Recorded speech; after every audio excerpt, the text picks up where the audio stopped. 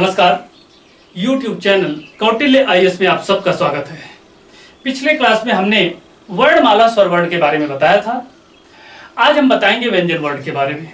व्यंजन वर्ण की परिभाषा हालांकि पिछले क्लास में मैंने बताई थी, लेकिन फिर भी मैं आपको बता देता हूं कि ऐसा वर्ण जिसका उच्चारण करने में निश्चित रूप से हमें अन्य ध्वनियों की मदद लेनी पड़ती है, ऐसे वर्णों को व्यंजन वर्ण कहा जाता है। ठीक है, आज हम व्यंजन वर्ण के प्रकार बताएंगे और उसमें पहला प्रकार आता है स्पर्श व्यंजन वर्ण। स्पर्श व्यंजन वर्ण। स्पर्श व्यंजन वर्ण को स्पर्श व्यंजन वर्ण क्यों कहते हैं? इसलिए कहते हैं क्योंकि वर्णमाला में कुछ वर्ण ऐसे होते हैं जिनका उच्चारण करते हैं तो अंतर्मुख में जो 5 उच्चारण स्थान है वे कहीं ना कहीं एक दूसरे को टच करते हैं, इसीलिए ऐसे वर्णों को स्पर्श व्यंजन वर्ण कहा जाता है। ठीक है, इनकी संख्या है 25। कितनी?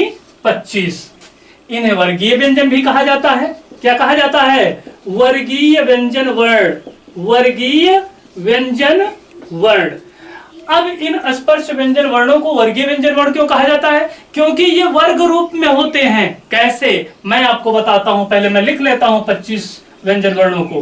का, खा, गा, घा, अंगा, चा, छा, जा, झा, या, टा, ठा, डा, ढा, ड़ा, ता, था, दा, धा, ना, पा, फा, बा, भा और मा। ये 25 व्यंजन वर्ण हैं जिन्हें स्पर्श व्यंजन वर्ण कहा जाता है। इसलिए कहा जाता है कि जब इन वर्णों का उच्चारण हम करते हैं तो अंतर्मुख के 5 जो उच्चारण स्थान है वे कहीं ना कहीं एक दूसरे को टच करते हैं, इसीलिए इन्हें स्पर्श व्यंजन कहा जाता है। और ये वर्ग रूप में है, ये सब वर्ग रूप में है, इसीलिए इन्हें वर्गीय व्यंजन वर्ण कहा जाता है। इनकी संख्या 25 है, आप गिन सकते हैं। जिस वर्ण से जिस वर्ग की शुरुआत होती है उसी वर्ण के नाम से उस वर्ग को जाना जाता है। जैसे ये वर्ग है का, खा, गा, घ, गा, इसकी शुरुआत किससे हुई? का से, तो ये क्या हो गया? का वर्ग। क्या हो गया?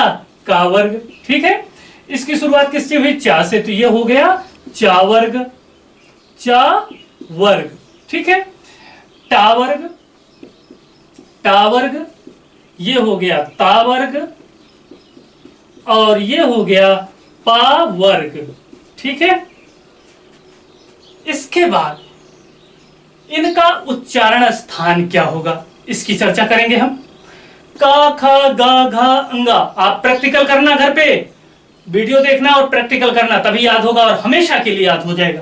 का, खा, गा, घा, अंगा। जब इन वर्णों का आप उच्चारण करते हैं तो पाते हैं कि जो अंदर से प्राणवायु निकलती है वो कहां बाधित होती है? कंठ पर बाधित होती है। बाधित होती है कि नहीं? होती है। इसलिए इसका उच्चारण स्थान हुआ बेटा कंठ। कंठ। ठीक है, चा, छा, जा, झा, यहाँ का जब आप उच्चारण करते हैं तो जिह्वा ऊपर उठ जाती है, तालु के पास पहुंच जाती है, वहां का स्पेस सकरा हो जाता है और प्राणवायु वहां बाधित होती है। इसलिए चा, छा, जा, झा, यहाँ का जो उच्चारण स्थान होता है वो होता है तालु। क्या होता है? तालु। ठीक है, इसके बाद टा, ठा, डा, ढा, णा। टा, ठा, डा, ढा, णा। जब आप टा, ठा, डा, ढा, णा का उच्चारण करते हैं तो जिह्वा का अग्र हिस्सा मूर्धा के पास पहुंच जाती है। कहां पहुंच जाती है? मूर्धा के पास। प्रैक्टिकल कीजिए। टा, ठा, डा, ढा, णा का जब आप उच्चारण करेंगे तो जिह्वा का अग्र हिस्सा मूर्धा के पास पहुंच जाएगी, वहां का प्लेस सकरा होगा और प्राणवायु वहीं बाधित होगी। इसलिए टा, ठा, डा, ढा, णा का जो उच्चारण स्थान होता है वो होता है मूर्धा। क्या होता है? मूर्धा। सही है, ठीक है। ता, था, दा, दाना। ता, था, दा, दाना।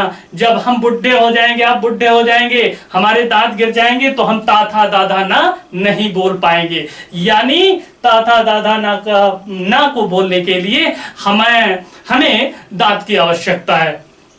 क्यों? क्योंकि जब आप ताता दादा ना बोलते हैं तो जिह्वा का अग्र हिस्सा दांत के पास पहुंच जाता है, प्राणवायु वही संघर्ष करती है। यानी ताता दादा ना का जो उच्चारण स्थान हुआ वो हुआ दंती। ठीक है, इसके बाद पा, फा, बा, भा, मा।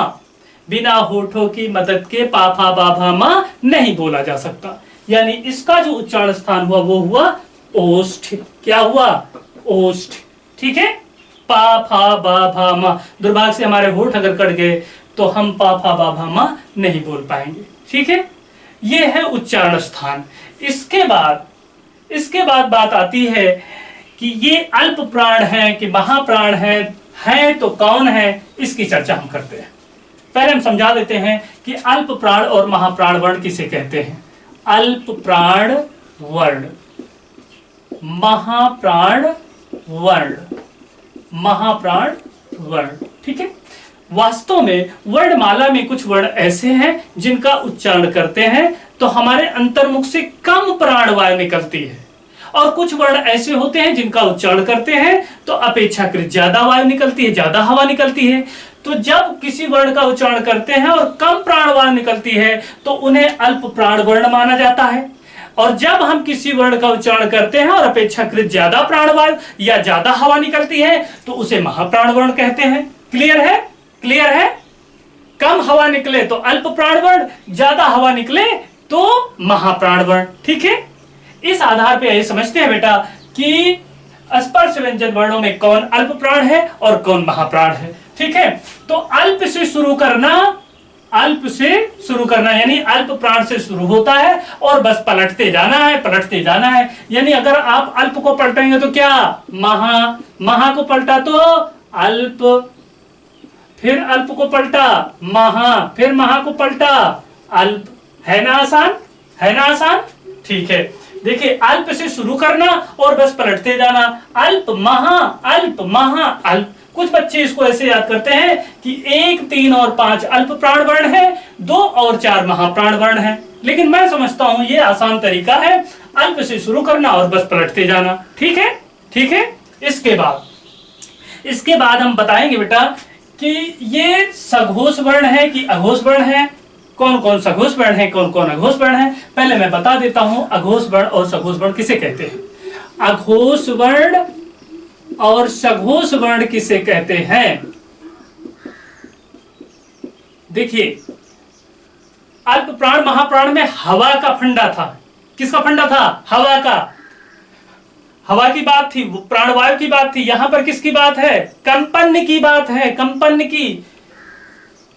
कुछ वर्ण ऐसे होते हैं वर्णमाला में जिनका उच्चारण करते हैं तो ना के बराबर कंपन होती है, या यूं कहिए कि कंपन नहीं होती, लेकिन मैं समझता हूं ऐसा कहना ज्यादा उचित होगा कि ना के बराबर कंपन उत्पन्न होती है। कुछ वर्ण ऐसे होते हैं जिनका उच्चारण करते हैं तो ना के बराबर कंपन होती है, ऐसे वर्णों को अघोष वर्ण कहते हैं।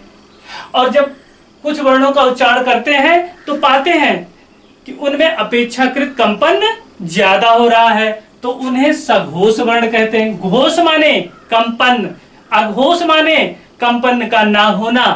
ठीक है, कंपन का ना होना। ठीक है, तो कंपन ज्यादा हो वह सघोष वर्ण है, कंपन ना के बराबर हो वह अघोष वर्ण है। इस आधार पर समझिए कि इनमें कौन से अघोष हैं और कौन से सघोष। मैं आपको बताता हूं, शुरू के दोनों अघोष होते हैं, शुरू के दोनों अघोष होते हैं और बाकी सब सघोष हैं। शुरू के दोनों यानी का चा टा ता पा खा छ ठा था फ, ये दोनों अघोष वर्ण माने जाते हैं, बाकी सब क्या है? सघोष। ठीक है, याद कर लेना इसे। अल्प से शुरू करना और पलटते जाना, अल्प महा अल्प। अघोष सघोष में ऐसे याद करना, शुरू के दोनों अघोष बाकी सब सघोष। बात क्लियर? ठीक है। लास्ट में स्पर्श व्यंजन वर्ण में मैं आपको बताना चाहता हूं कि चा छा जा और झा प्रश्न को कभी क्लिष्ट करेगा एग्जामिनर, तो यहां से प्रश्न उठाता है कि चा छा जा झा। हालांकि ये स्पर्श व्यंजन वर्ण ही है, लेकिन इन्हें संघर्ष स्पर्शी व्यंजन वर्ण भी कहा जाता है। क्या कहा जाता है? संघर्ष स्पर्शी व्यंजन वर्ण, संघर्ष स्पर्शी व्यंजन वर्ण भी माना जाता है। ठीक है, किसको? चा छा जा और झा को। बात क्लियर? स्पर्श व्यंजन क्लियर, स्पर्श व्यंजन की परिभाषा क्लियर, इनकी संख्या क्लियर, वर्गीय व्यंजन क्यों कहते हैं, सारी बात क्लियर। ठीक है, ये मत कहना कि कहीं कुछ छूट गया है, और अगर ऐसा लगता है तो कमेंट जरूर करना। इसके बाद हम आपको बताते हैं अंतस्थ व्यंजन वर्ण के बारे में। तो अंतस्थ व्यंजन वर्ण को अंतस्थ व्यंजन वर्ण क्यों कहा जाता है? अंतस्थ व्यंजन वर्ण को अंतस्थ व्यंजन वर्ण क्यों कहा जाता है? इसलिए कहा जाता है, कुछ वर्ण ऐसे होते हैं जब हम उनका उच्चारण करते हैं तो प्राणवायु ज्यादातर अंतर्मुख में ही रह जाती है। ठीक है, प्राणवायु बाहर नहीं निकल पाती, ज्यादातर कुछ तो प्राणवायु निकलती है लेकिन ज्यादातर प्राणवायु अंतर्मुख में ही रह जाती है। ऐसे वर्णों को अंतस्थ व्यंजन वर्ण कहा जाता है। इनकी संख्या है बेटा 4। कितनी? 4। कितनी? 4। कौन कौन सी? या, रा, ला और वा। ये 4 अंतस्थ व्यंजन वर्ण हैं। इन वर्णों को जब आप उच्चारण करेंगे तो प्राणवायु ज्यादातर अंतर्मुख में ही रह जाएगी, बाहर नहीं निकलती, इसीलिए इन्हें अंतस्थ व्यंजन वर्ण कहा जाता है। ठीक है, इसके बाद या और वा, इन्हें अर्ध स्वर भी कहा जाता है। क्या कहा जाता है? अर्ध स्वर। क्यों कहा जाता है? इसलिए कहा जाता है कि या और वा यद्यपि व्यंजन वर्ण हैं लेकिन इनमें स्वरों का भी समावेश है। ठीक है, इसीलिए इन्हें अर्ध स्वर भी माना जाता है, कहा जाता है। ठीक है, इसके बाद ला के बारे में चर्चा कर लेते हैं। ला को क्या कहा जाता है? पार्श्विक व्यंजन वर्ण। क्या? पार्श्विक व्यंजन वर्ण। पार्श्विक व्यंजन वर्ण क्यों कहा जाता है? ला बोलिए। ला, यहां से लेकर के यहां तक जो हमारे 32 के 32 दांत हैं, जिह्वा उन्हें ढक लेती है। ठीक है, आप ला बोलिए। ला सबको ढक लेती है, प्राणवायु वहां से नहीं निकलने देती। तो प्राणवायु निकलती कहां से है? बगल से, साइड से, दोनों साइड से, बगल से, पार्श्व भाग से। ठीक है, इसीलिए ला को पार्श्विक व्यंजन वर्ण कहा जाता है। ठीक, रा को लुंठित व्यंजन वर्ण कहा जाता है। क्या? लुंठित वर्ण कहा जाता है, माना जाता है। क्यों? इसलिए कि जब आप रा का उच्चारण करते हैं तो जिह्वा हल्का ऊपर उठ जाती है, यानी मुड़ जाती है, बेलनाकार हो जाती है। ठीक है, उनमें लुंठन आ जाता है, मोड़ आ जाता है, इसीलिए रा को लुंठित वर्ण भी माना जाता है, कहा जाता है। ठीक, एक और नाम दिया जाता है इसे, वो भी मैं बता देता हूं। इसे प्रकंपित वर्ण भी कहते हैं। क्या कहते हैं? प्रकंपित वर्ण भी कहते हैं। क्यों कहते हैं? खुद प्रैक्टिकल कीजिए। रा कंपन होता है कि नहीं? होता है, इसीलिए रा को प्रकंपित व्यंजन वर्ण भी माना जाता है। बात क्लियर है? इतनी बात क्लियर हुई। अब इसके बाद या, रा, लावा के बारे में हम बता देते हैं कि ये सघोष हैं कि अघोष हैं, लेकिन उससे पहले हम इसके उच्चारण स्थान की चर्चा कर लें। या का जो उच्चारण स्थान होता है बेटा, वो है तालु। क्यों है? प्रैक्टिकल कीजिए। या, जिह्वा ऊपर उठी, तालु के पास पहुंची, वहां का प्लेस सकरा हुआ, प्राणवायु वहां बाधित हुई, तो या क्या हुआ? तालु। या का उच्चारण स्थान क्या हुआ? तालु। रा का मूर्धा। खुद प्रैक्टिकल कीजिए, बताने की जरूरत नहीं है। रा का उच्चारण स्थान क्या होगा? मूर्धा। क्यों? जिह्वा का अग्रिष्ठा मूर्धा पर पहुंच रहा है कि नहीं? प्राणवायु वहीं बाधित होगी कि नहीं? होगी। रा का उच्चारण स्थान मूर्धा। ला का दंती। ला का उच्चारण स्थान दंती। क्यों? क्योंकि जीवा का अग्रिष्ठा दांत पर पहुंचता है कि नहीं, तो प्राणवायु वहीं बाधित होगी, तो ला का उच्चारण स्थान हुआ दंत। ठीक, वा का जो उच्चारण स्थान होगा वो क्या होगा? दंत्योष्ठ। क्या होगा? दंत्योष्ठ। क्यों होगा? क्योंकि वा का जब आप उच्चारण करेंगे तो दांत का और होठ का दोनों का योगदान होता है, दोनों की मदद लेनी पड़ती है, दोनों की मदद के बिना आप वा नहीं बोल सकते, इसलिए वा का जो उच्चारण स्थान हुआ वो हुआ दंत्योष्ठ। ये इंपॉर्टेंट है, विशेष ध्यान रखना है यहाँ पर। ठीक है, इतनी बात हो गई और चलते चलते मैं बस इतना ही बताऊंगा आज के क्लास में कि ये सघोष है कि अघोष है, अल्प प्राण है कि महाप्राण है। तो जितने भी अंतस्थ व्यंजन वर्ण हैं वो सब के सब सघोष व्यंजन वर्ण माने जाते हैं, सघोष वर्ण कहलाते हैं। या, रा, ला, वा ये सघोष वर्ण है। और क्या है? अल्प प्राण वर्ण है। क्या है? अल्प प्राण वर्ण माने जाते हैं। इस तरह से आज का क्लास कंप्लीट हुआ। मैंने आज व्यंजन वर्ण में स्पर्श व्यंजन और अंतस्थ व्यंजन के बारे में बताया, स्पर्श व्यंजन की परिभाषा बताई, सघोष है, अघोष है, अल्प प्राण है, महाप्राण है, इनका उच्चारण स्थान आदि के बारे में मैंने चर्चा किया। चा, छा, जा, झा पर विशेष ध्यान रखना, इन्हें संघर्ष स्पर्शी व्यंजन वर्ण भी कहा जाता है। या, रा, ला, वा अंतस्थ व्यंजन है। ठीक है। अंतस्थ व्यंजन की परिभाषा भी मैंने बताई कि प्राणवायु ज्यादातर अंतर्मुख में ही रह जाती है, इसीलिए अंतस्थ व्यंजन कहा जाता है। या और वाह के बारे में चर्चा किया, ये अर्धस्वर कहलाते हैं। क्यों कहलाते हैं इसको भी मैंने बताया है, क्योंकि इनमें स्वरों का भी समावेश होता है इन व्यंजन वर्णों में, या और वाह में।